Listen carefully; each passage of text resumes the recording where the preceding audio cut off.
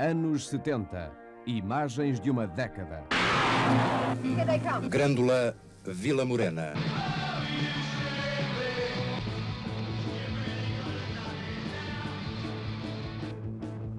Adeus até meu regresso.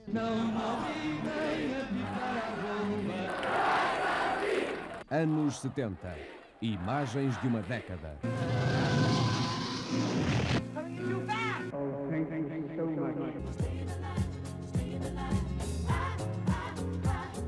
Eu vim aqui há 11 anos.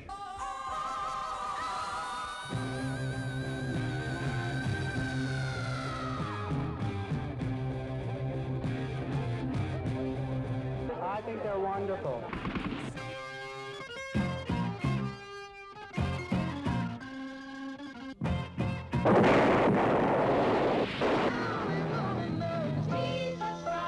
Anos 70. Imagens de uma década.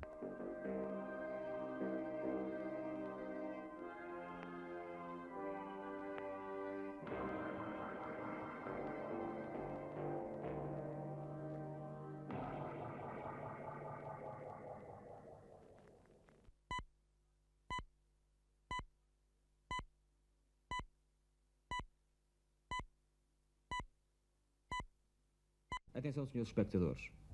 Muito boa tarde. A partir deste momento, o movimento das Forças Armadas controla totalmente a rede emissora da Rádio e Televisão Portuguesa. Na madrugada do dia 25 de abril, o movimento das Forças Armadas Portuguesas, no decurso de uma ação conjunta, estabeleceu o controle da situação política em todo o país, após ter ocupado diversos pontos estratégicos, nomeadamente os ministérios, estações de radiodifusão e radiotelevisão, aeroportos e fronteiras. O movimento, que está cumprindo com êxito a mais importante das missões cívicas dos últimos anos da nossa história, proclama à nação o seu propósito de a libertar de um regime que a oprime há longos anos e de levar a cabo, até à sua completa realização, um programa de salvação do país e de restituição das liberdades cívicas de que vem sendo privado.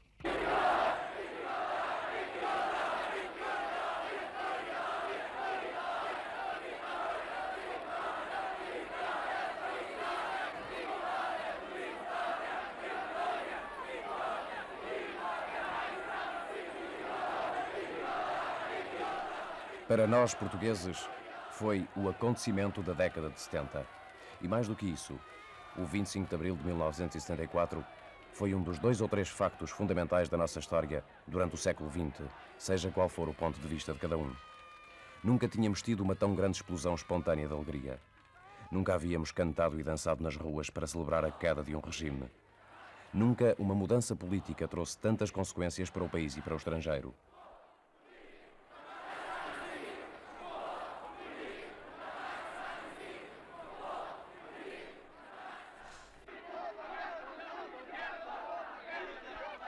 Ao fim da tarde do dia 25 de abril, Marcelo Caetano assinava, no quartel do Carmo, a rendição do seu governo.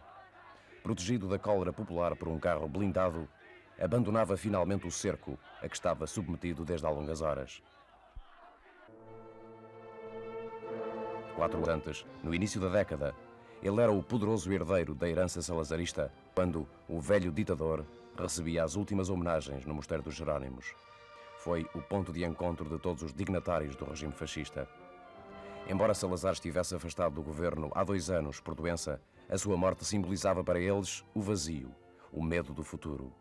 Ficaram politicamente órfãos, com um sistema obsoleto nas mãos.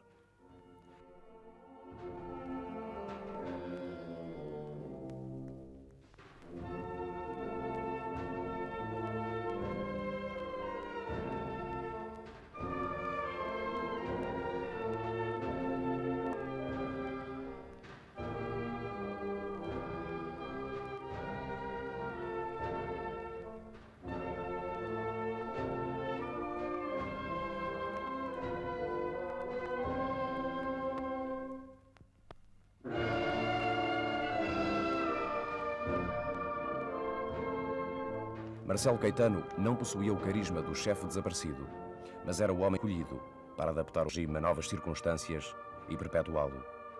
Desde há 2 anos vinha prometendo reformas e podia agora pô-las em prática. A propaganda televisiva dava uma ajuda. 1971, um ano que em Portugal ficou marcado por a atividade governamental impressionante, febril, determinadamente voltada ao estudo e à resolução de muitos problemas que interessam à nação, que o mesmo é dizer, a todos nós. Um ano mais que foi todo ele de intensa atividade, de dura missão para o Sr. Presidente do Conselho. A dura missão de prever, planear, fazer e executar por uma equipa ministerial consciente das responsabilidades que sobre ela impendem. 1971 foi um ano em que os acontecimentos da maior transcendência nos domínios da política nacional, e tantos houve, encontraram sempre para os enfrentar um homem experimentado, pronto às decisões claras e objetivas que se impunham. Marcelo Caetano, na Assembleia Nacional, veria consagrado, neste ano de 1971, um labor legislativo que se não pode nem deve ignorar, porque nunca na nossa história parlamentar terá a Assembleia tido tanta matéria de debate e de análise. Contudo, nada de fundamental foi alterado. A PIDE passou a chamar-se Direção-Geral de Segurança, mas continuou implacável na repressão aos opositores.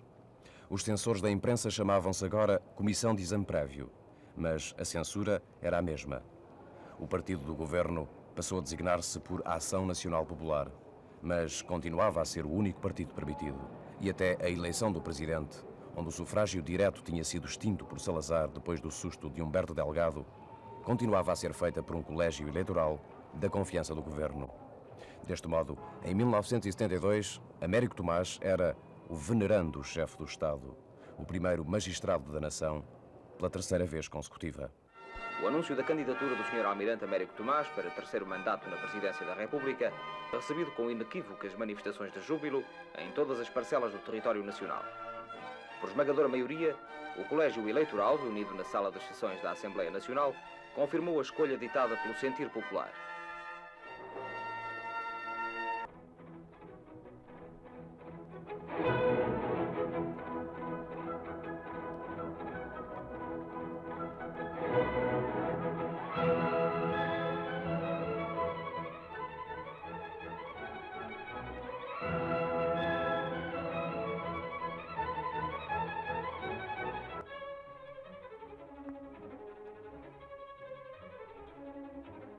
Já passei aqui mais que uma vez. Tenho passado aqui inúmeras vezes. Estou quase a deixar esta terra, a que vim oficialmente pela 2ª vez, com prazer não inferior àquele que me trouxe cá há 7 anos, 3 meses e 3 dias. Foi em maio de 1965 que aqui fui recebido oficialmente pela primeira vez, depois de ter passado por aqui algumas vezes. Tenho passado aqui algumas vezes, ou pelo menos muito próximo desta terra. Explica-se assim o eu estar aqui pela 5ª vez. É a 2ª vez que sou recebido oficialmente nesta terra. Decorridos 5 anos, mais precisamente 5 anos e 1 dia, sobre a minha visita oficial a Santa Combadão, aqui estou de novo. A 2ª vez que visito oficialmente a cidade de Beja. Volto a esta cidade mais uma vez. Voltei ao Porto. Mais uma vez. E, na verdade, já lhe perdi a conta. É duplo prazer para mim ser o primeiro aqui a vir aqui. Não vinha um chefe de Estado há 62 anos. 62 anos. Como vão longe. Mas recordo com saudade esse tempo, quando eu cursava o 4º ano do liceu. O primeiro chefe de Estado que aqui vem é um marinheiro. e valeu certamente a pena a esta terra esperar tanto tempo.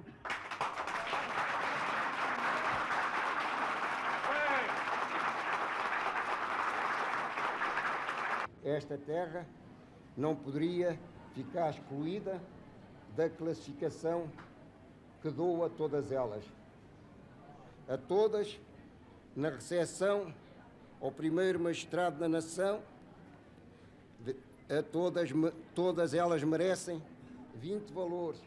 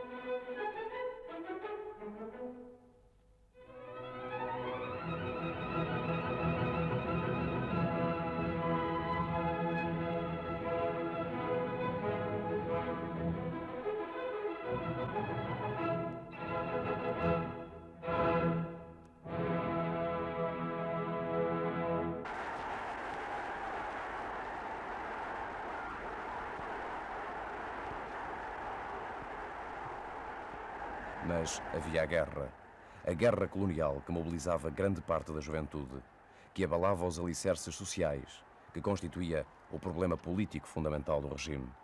Tinha começado nos anos 60, mas no início desta década, o ritmo de partidas no cais de Alcântara era tão intenso como no princípio. Um destino que alguns se recusavam a cumprir, mas que o regime queria impor a todos. Um fado nacional cantado consciente e inconscientemente, em discursos, em canções, no cinema. Estreava-se então aquele que foi talvez o maior sucesso comercial do cinema português dos últimos 10 anos. O destino marca a hora. O destino marca a hora, para a vida fora, que havemos de fazer.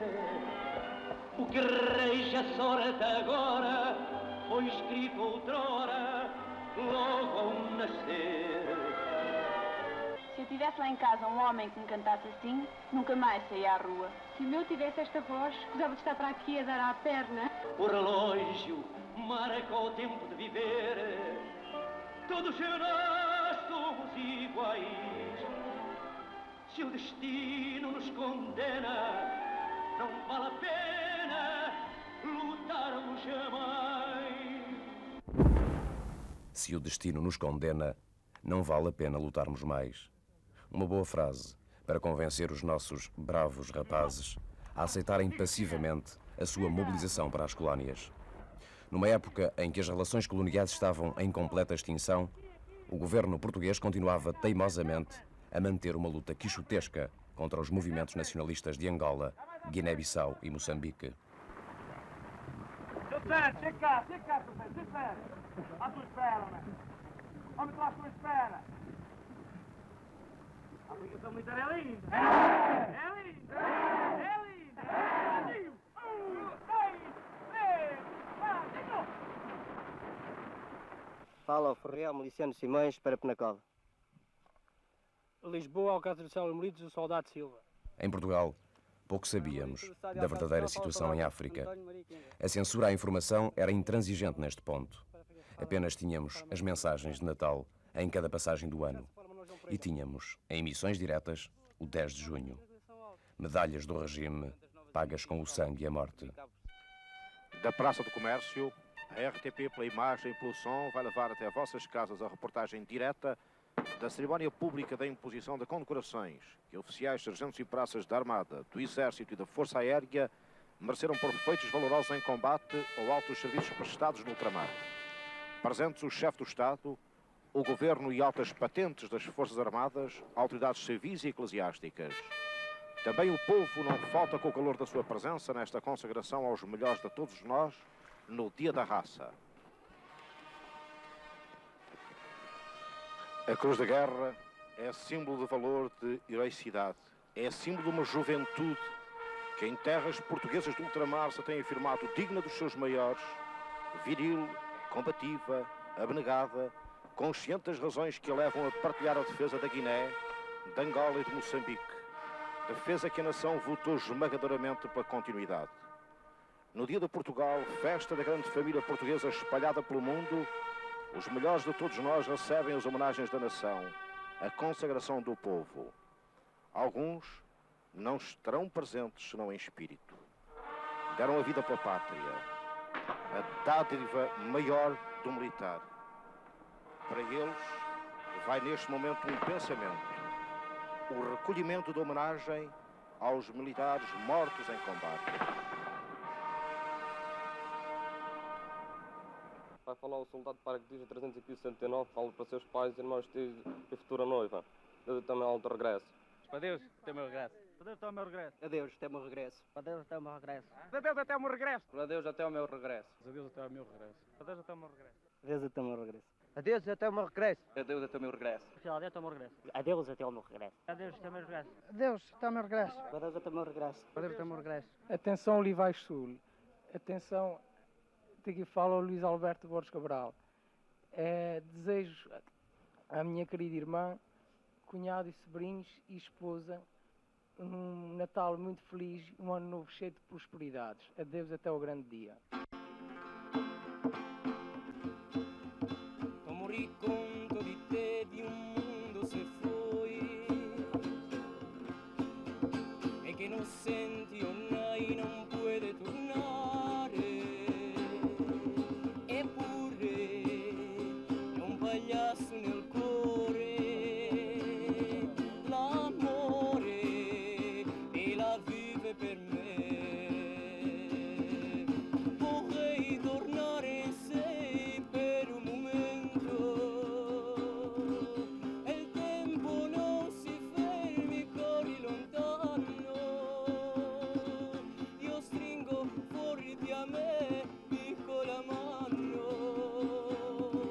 Se giorno mi accarezzava e la giorni mai dolor le dedico a te. Vorrei tornare in sé per un momento e il tempo non si fermi, corri lontano. Io stringo fuori di a me piccola mano. Se giorno mi accarezzava e la giorni mai dolore le dedico a te.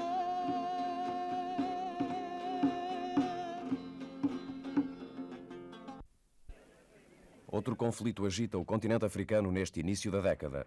País grande e rico, a Nigéria enfrenta uma grave crise desde há 3 anos, em consequência da secessão da região sudeste, o Biafra. Uma guerra civil que terminaria nos primeiros dias da década com milhares de mortos. A guerra do Biafra simbolizaria a luta anterior de várias nações africanas pela afirmação de uma identidade nacional, mas a derrota dos separatistas pronunciaria também a futura consolidação de muitas nacionalidades africanas. Havia, porém, outros aspectos simbólicos nesta luta cruel. Os separatistas ibos apostavam na sua riqueza em petróleo. Travava-se já uma surda corrida às regiões petrolíferas que depois se agravaria. Deste modo, enquanto alguns falavam do velho problema da consolidação das fronteiras coloniais a propósito do Biafra, outros preferiam ver no conflito interesses económicos em jogo, tal como na falhada secessão do Katanga.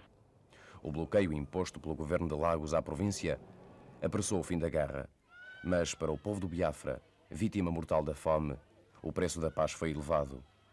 Eram as primeiras imagens da década na retina de todo o mundo. Genocídio e fome. Imagens que ficariam na memória, dramáticas, como as que do Vietnã continuavam a chegar.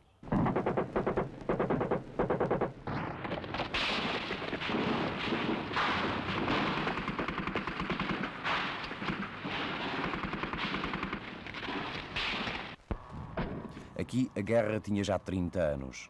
O envolvimento americano vinha dos anos 60, quando Kennedy mandou 20 mil conselheiros militares em auxílio do regime de Saigão na luta contra a guerrilha Vietcong. Nenhum paradoxo desta época terá sido mais flagrante do que a incapacidade de uma grande potência frente a forças infinitamente menos poderosas. Não podendo utilizar todo o seu potencial bélico para evitar um conflito nuclear com a União Soviética, não podendo ultrapassar o paralelo 17 para evitar uma intervenção direta da China, os norte-americanos resignavam-se a enfrentar um conflito localizado e um adversário capaz de se regenerar dos mais duros ataques.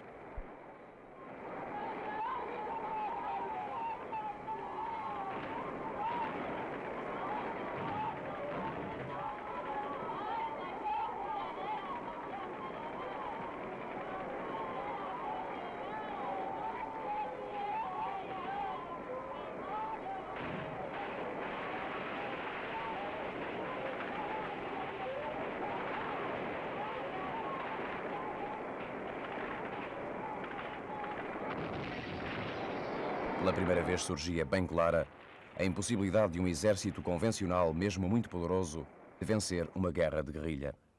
Travámos uma luta militar e os nossos inimigos uma guerra política. Procurámos destruí-los fisicamente.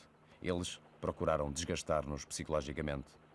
Estas palavras de Henry Kissinger, escritas mais tarde, traduziriam o estado de espírito dos americanos no Vietnã. 60 mil mortes por parte dos Estados Unidos. Cerca de 2 milhões entre os vietnamitas. 8 milhões de toneladas de bombas, cerca de 8 mil aparelhos americanos abatidos, entre eles os célebres bombardeiros B-52, considerados invioláveis.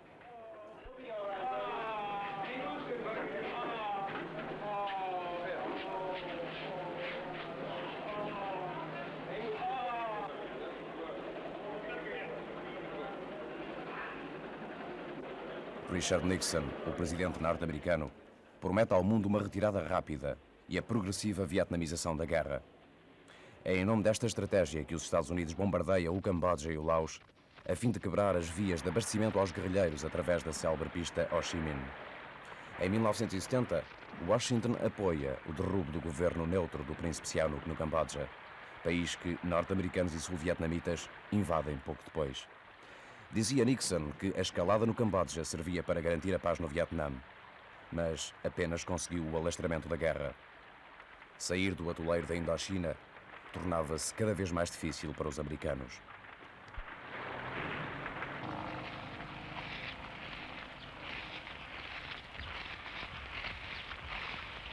Tal como em tantas outras guerras, a população é a mais direta vítima da intolerância resultante da tática de terra queimada. Um repórter da televisão americana assim o testemunha, numa aldeia cambodjana, perto da fronteira com o Vietnã. Um soldado cambodjano lança fogo ao telhado de colmo desta casa pertencente a um aldeão local. Não mostrou qualquer preocupação nem embaraço pelo facto de estar a ser filmado. Não tardou que toda a casa fosse pasto de chamas, qual sarça ardente sob um sol escaldante.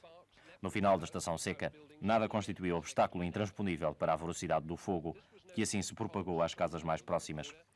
Não se tratava aqui de qualquer baluarte Vietcong junto à fronteira, mas tão somente de um pequeno povoado junto à estrada que conduz à capital.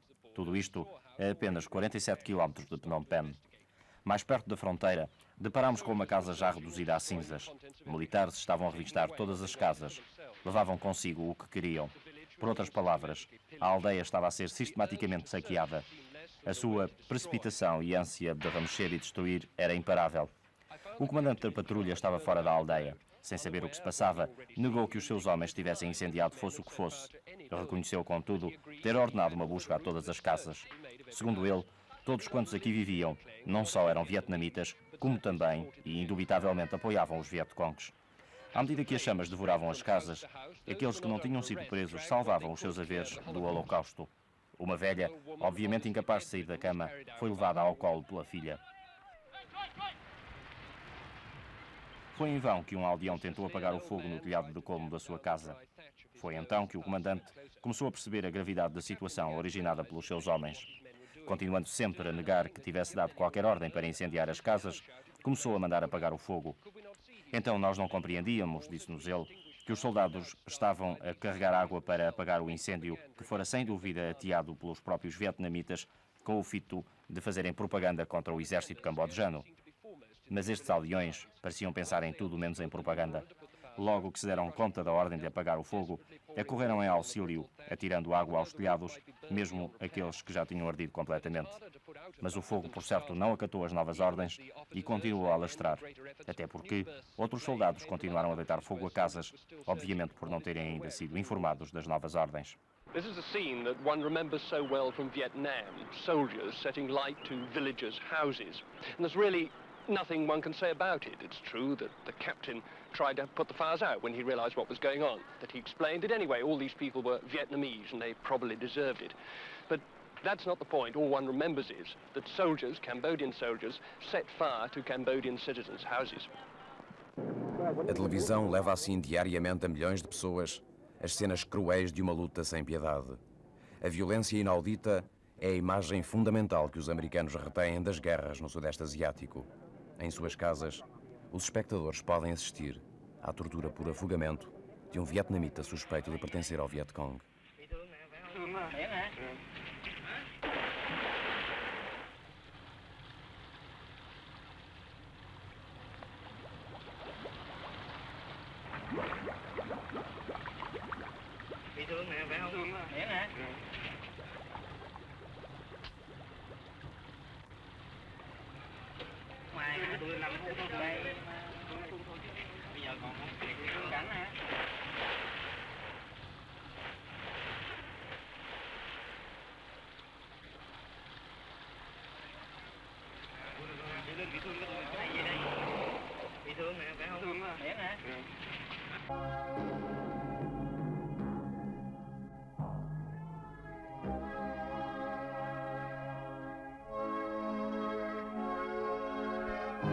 Das selvas da Indochina, a violência é importada para as selvas de asfalto das cidades norte-americanas.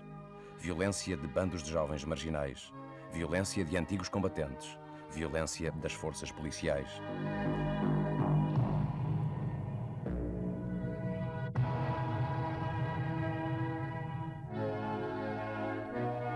É talvez o desespero que para muitos passa a ser uma forma de vida. Os marginais criam os seus próprios códigos de conduta, a sua própria linguagem. É este estado de espírito que Stanley Kubrick leva para o cinema em 1971. O filme chamar-se-á Laranja Mecânica.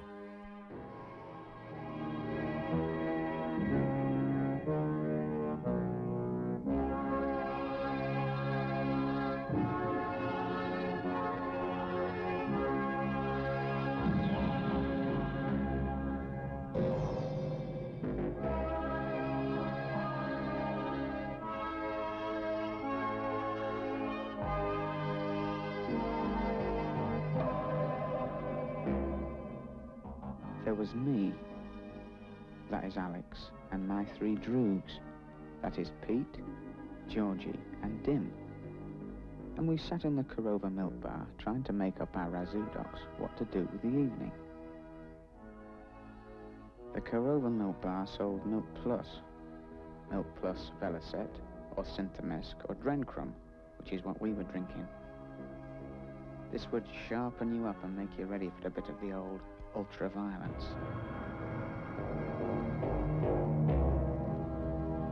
In Dublin's fair city, where the girls are so pretty, I first set my eyes on sweet Molly Malone, as she wheeled her wheel narrow through streets broad and narrow, crying cockles and mussels. One thing I could never stand was to see a filthy, dirty old drunkie howling away at the filthy songs of his fathers and going blurp blurp in between, as it might be a filthy old orchestra and his stinking rotten guts. I could never stand to see anyone like that, whatever his age might be, but more especially when he was real old like this one was.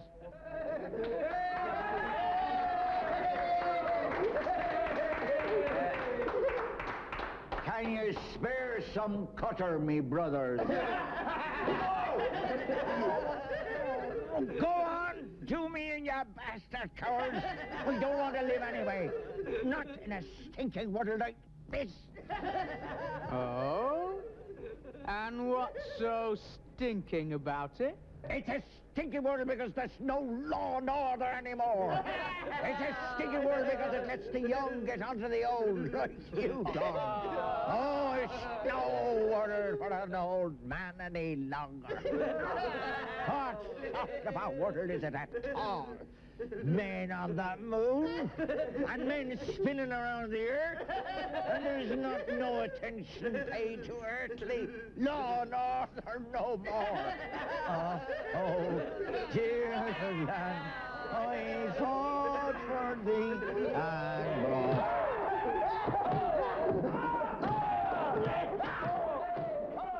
Cria-se, porém, uma forma mais direta de rejeição da guerra. É a contestação pura e simples da presença norte-americana no Sudeste Asiático. Tudo começa por movimentações de estudantes. Nos primeiros meses de 1970, logo a seguir à intervenção no Camboja, uma vaga de protestos percorre as universidades americanas. Now, what is happening across America today is a Second Continental Congress of this generation that declares that Richard Nixon is not the future, Agnew is not the future, Laird is not the future. We are the future, and we're going to take this country back by any means necessary.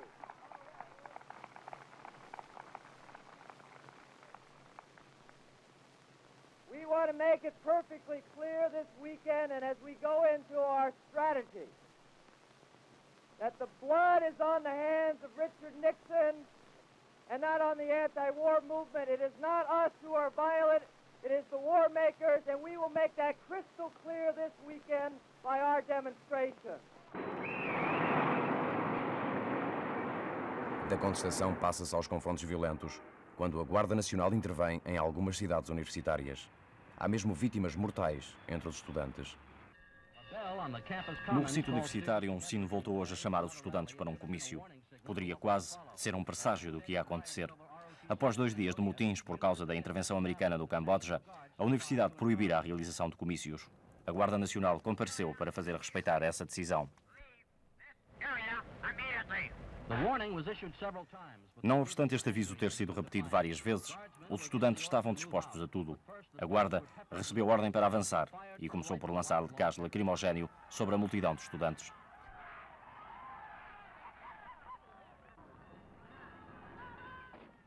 Depressa, todo o centro do recinto universitário ficou sob uma nuvem de gás lacrimogéneo.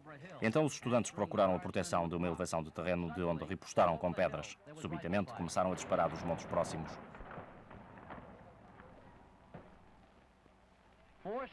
4 estudantes, 2 rapazes e 2 raparigas, morreram imediatamente. Pelo menos uns 10 ficaram feridos. Segundo declarações do comandante da guarda no local, franco-atiradores dispararam sobre a tropa, que logo ripostou. Vários presentes foram atingidos por pedras e este homem parecia vítima de uma síncope.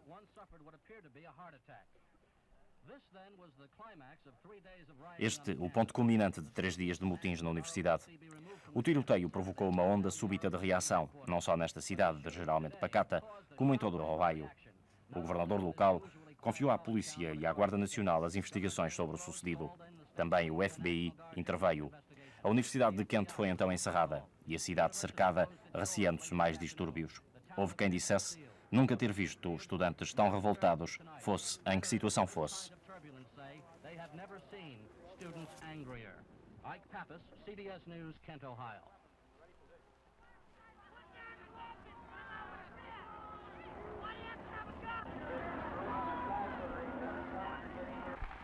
Apesar dos incidentes, os protestos contra a guerra não abrandam.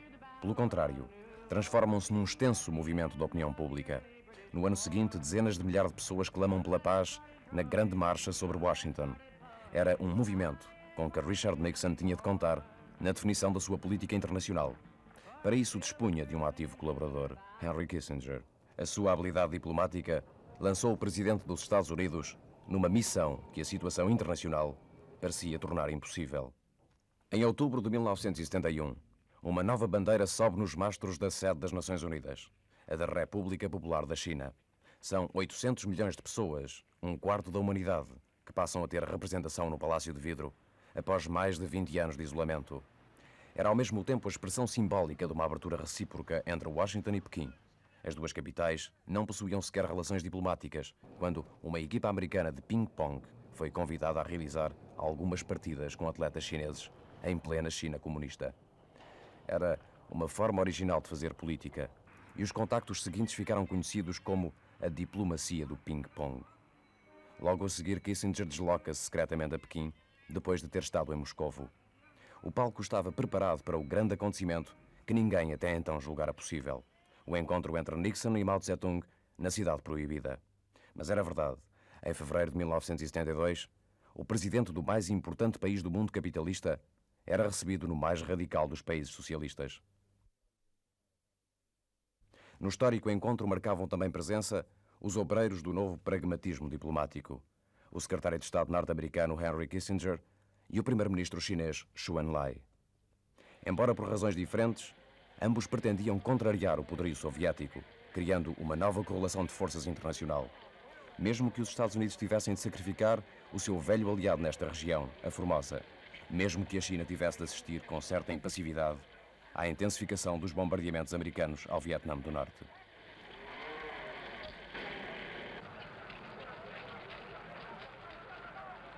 Mas Nixon e Kissinger não deixariam de surpreender o mundo. Quando o presidente americano visitou a Grande Muralha da China, poderia estar já a pensar na passagem para o lado de lá, a alguns milhares de quilómetros. Com efeito, 3 meses depois, é a viagem a Moscovo, o encontro com Brezhnev, em suma, o desanuviamento. Apesar da Indochina, o Pravda podia escrever no seu editorial: a partir de agora, o desanuviamento leste-oeste é irreversível. Algo mudara no mundo. Acaba a Guerra Fria. Os grandes problemas mundiais são discutidos diretamente entre os dirigentes das superpotências. É o caso do Vietnã. Não conseguindo uma solução pela guerra, vendo bloqueadas as conversações de paz em Paris, Nixon vai à retaguarda do adversário e negocia com os seus aliados. Com a grande diplomacia, concebida por Kissinger, abriam-se agora novas perspectivas. E são também novos os horizontes abertos para a região mais atingida pela Guerra Fria. As duas Alemanhas podiam de novo sonhar com a velha aspiração da reunificação. Acompanhando o desanuviamento, o chanceler Willy Brandt lança a sua Ostpolitik, a política de abertura a leste por parte da Alemanha Federal. Em 1971 visita Moscovo. A União Soviética reconhece formalmente Berlim-Oeste como parte integrante da Alemanha Ocidental. O longo conflito que chegara a colocar frente a frente as duas grandes potências neste ponto particularmente delicado do globo atenuava-se ainda mais quando o líder soviético era recebido em Bona em 1973. Imagem simbólica do desanuviamento: o magnífico Mercedes, oferecido por Willy Brandt a Brezhnev para figurar na sua coleção particular de carros desportivos. Bom, o mundo podia respirar de alívio. Apesar da permanência de zonas de tensão, a ameaça de uma guerra nuclear total, que assustara muita gente há alguns anos atrás, parecia afastada do horizonte.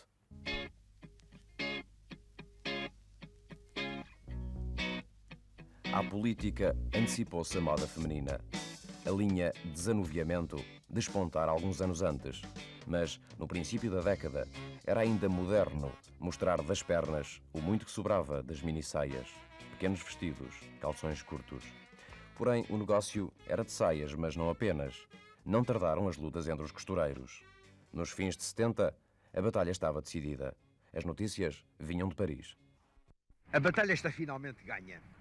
Estive há dias em Londres e vi que a resistência ainda era bastante grande, embora o movimento seja reversível. Enquanto que nos Estados Unidos criam-se mesmo organizações de defesa contra os imperativos parisienses. A batalha está definitivamente ganha em Paris e, felizmente, suspiram os economistas. É que as coisas corriam mal. Perante a crise, o marasmo da indústria textil, hoje os economistas respiram ao ver que, finalmente, a Maxi venceu a Mini. Não foi sem dificuldade. As mulheres reagiram durante bastante tempo, mas agora, nas ruas de Paris, triunfante, a Maxi impõe-se. Mais sérios eram os problemas, por exemplo, na América Latina. Em 1970, os chilenos escolhiam o seu presidente. Os resultados eram aguardados com bastante expectativa. Dizia-se que a Frente de Unidade Popular, reunindo os partidos da esquerda, podia alcançar um bom resultado. E conseguiu, de facto, elegendo Salvador Allende.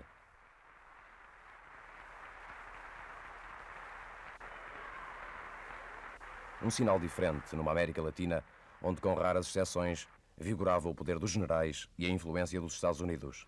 Mas mais ainda, Salvador Allende reclamava-se abertamente do marxismo e, pela primeira vez em todo o mundo, um marxista era eleito presidente por sufrágio universal. Embora não dispusesse de maioria parlamentar, Allende prometia aplicar o programa da Unidade Popular: nacionalizações, reforma agrária, controle operário, melhorias sociais. Razões de sobra para provocar a inquietação de Washington e das classes privilegiadas chilenas. Mal subiu ao poder, Allende teve de enfrentar uma quebra brutal nas cotações internacionais do preço do cobre, que era a principal riqueza do país. Podia ser apenas uma coincidência, mas podia também ser um sintoma.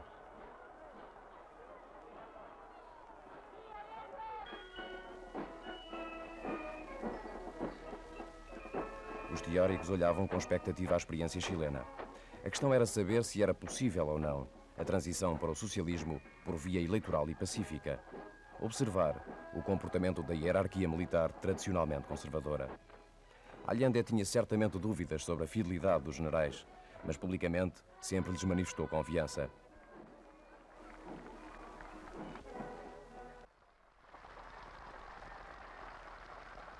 Em 1971, Fidel Castro desembarca no Chile, numa das suas raras viagens ao estrangeiro depois da Revolução Cubana. Cumpre um vasto programa de deslocações a vários pontos do país. Em todo o lado, é festivamente recebido.